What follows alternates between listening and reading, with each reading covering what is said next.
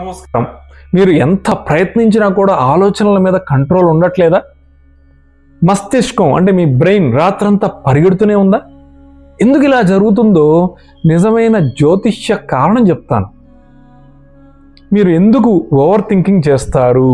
ఈ అలవాటు చాలామంది అది వాళ్ళ నేచర్ అని అనుకుంటారు. కాదు, జ్యోతిష్యంలో ఎవరి జన్మజాతక చక్రంలో చంద్ర రాహువులు కలిసి కూర్చుంటారో వారి మనసు సహజంగానే అశాంతిగా మారుతుంది.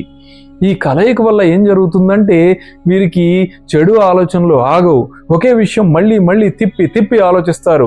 రాత్రిళ్ళు అకస్మాత్తుగా ఉలిక్కిపడి లేవడం, ఆందోళన చెందడం, భావోద్వేగ ఒత్తిడి, నిర్ణయాలు తీసుకునే సామర్థ్యం తగ్గడం.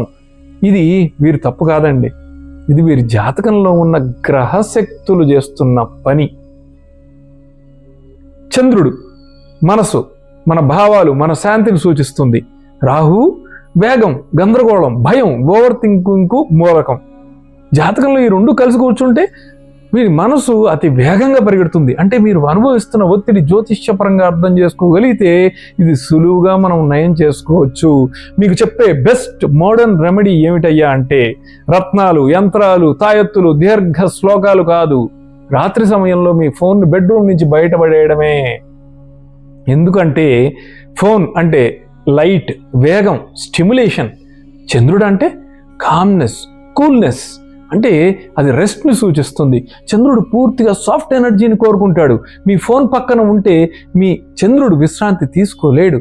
అదే ఓవర్ థింకింగ్కు ఇంధనం లాంటిది. ఇది 3 రోజులు చేసి చూడండి, మార్పును మీరే గమనిస్తారు.